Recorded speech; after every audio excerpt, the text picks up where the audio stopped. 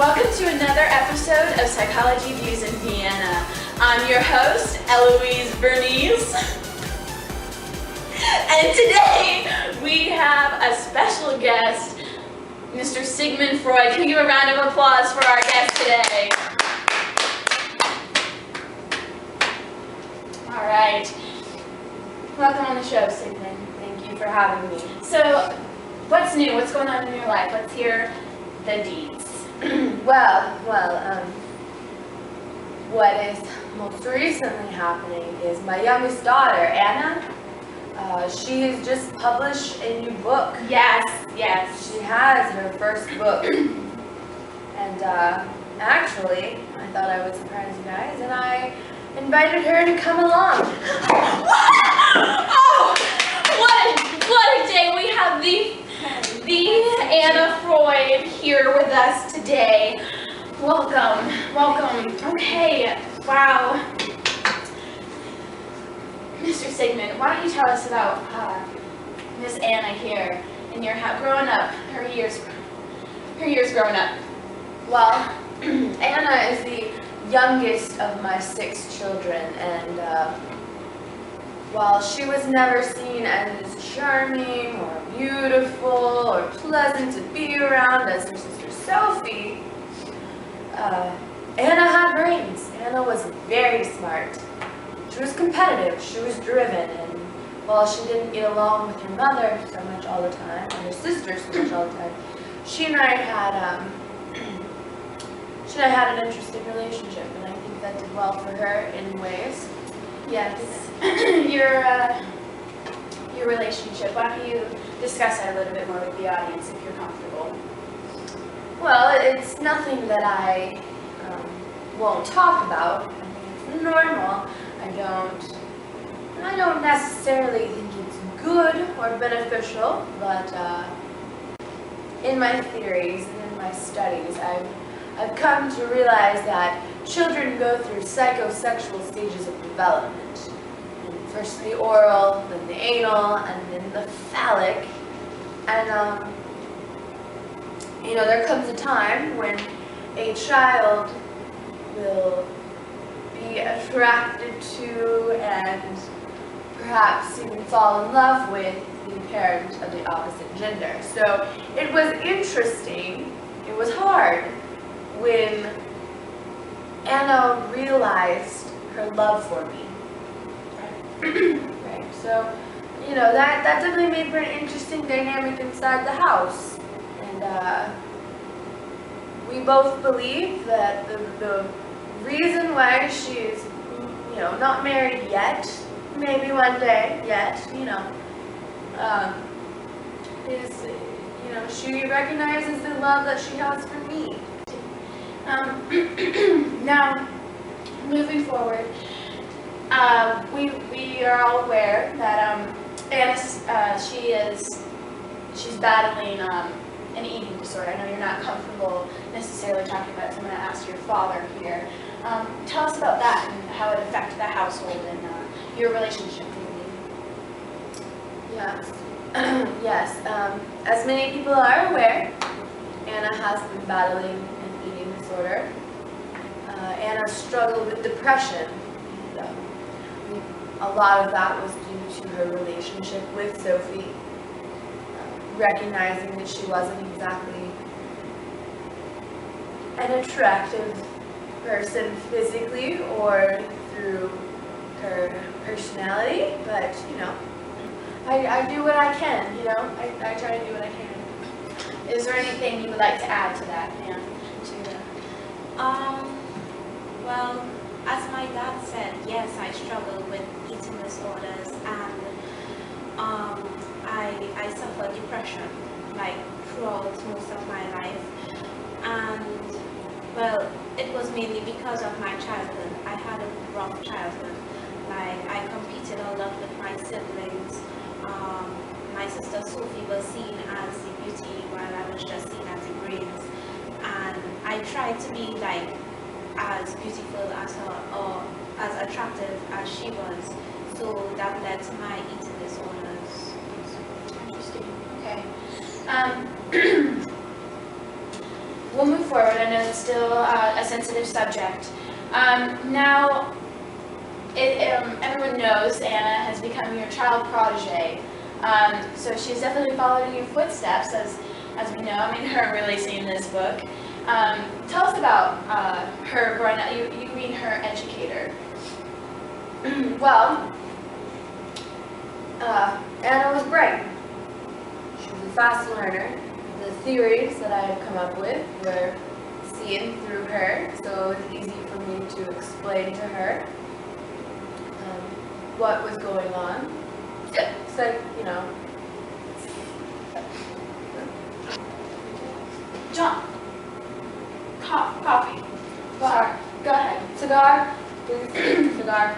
No, you have cancer, and we should just stick to the apples. Continue, please. Now, Anna was bright. She was bright. She took to my theories well.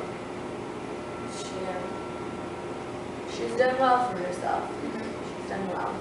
Now, Anna, why don't you tell us about your experience in following your father's footsteps? Okay, well, I basically followed my father's footsteps in psychology, where I began teaching at elementary level, and from then I left in order to explore like my father's field of psychology and psychoanalysis, where I branched off into like achieving like child psychology and like theories and therapies of. Now, you mentioned working with children. I know that's your primary focus. We were talking about it backstage. Not many people know this, but she established the Matchbox School. Why don't you go ahead and tell us a little bit about that? Well, I established the Matchbox School for Reform Education simply because at the time Austria, they went through an education reform where they use like generalized education, and I saw that as an opportunity to focus more on child psychology and psychoanalysis, where I adopted, as I said before, like the theories and stuff from like that. Okay. So following the Matchbox School, you have a very impressive education experience. Why don't you share that with us? Okay, well, after establishing the Matchbox School, I went on to achieving 3 doctorates. Yes. All with honors. All with honors. My first doctorate was in medicine, where I studied at the University of Vienna in 1925. Then I went on to achieving my doctorate in science at Jefferson Medical College. And then, last but not least, I studied law, where I got my doctorate there at Clark University in the year 1950. Jack of all trades. Let's give it Clap for my daughter. Give her a little something. Wow. Okay.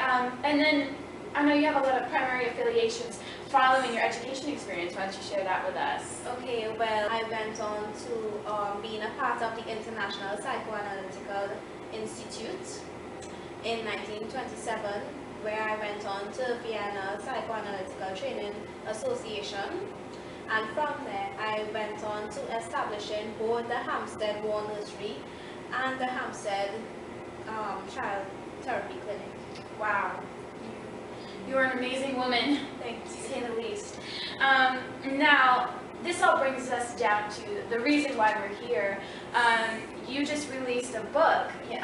Why don't you go ahead and share that with the audience? Okay, well, I'm currently publishing a book entitled The Ego and Mechanisms of Defense, where I adapted most of my theories from none other but my dad. Where I saw it as an opportunity like to help shape the direction of therapeutic psychoanalysis for children. Very interesting. Now, for our less educated audience there, why don't, Sigmund, you explain your defense mechanisms a little bit that Anna has adopted? Yes.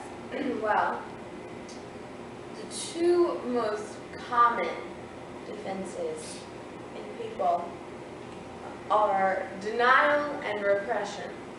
Now, denial is when a person loses touch with reality. And it can be brought on by a traumatic experience or something of the sort. So, Repression, which is probably more common than denial, is when a person forgets about the experience.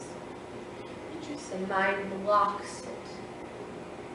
Now, just because you do not have this in your conscious mind doesn't mean that it doesn't affect your daily life. So, the two most common, denial and repression. Very interesting, thank you. Now her book will be available at the end of the show. I'll post a little number and you can call. All the proceeds go to, I believe, one of Anna's organizations here for children. So it's a great cause, it's a great book. I read it myself. That's all we have for today. It was great having you guys on the show once again. Thank you, Sigmund Freud. Thank you, Anna Freud. Thank you. And that concludes today's segment of Psychology Views in Vienna. Thank you, everybody. Really appreciate it.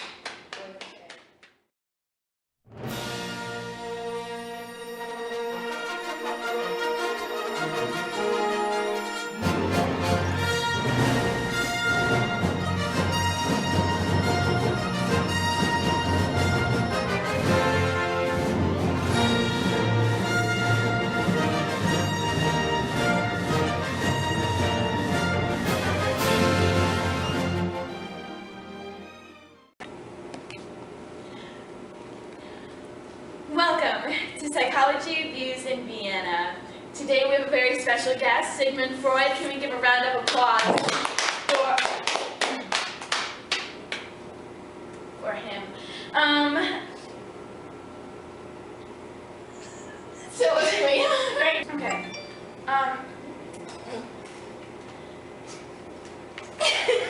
Nice Sigmund burns the lead off the ladder. We're getting apple bits. Okay, go ahead. Now you mentioned. All right. Wait for me. Now you mentioned children.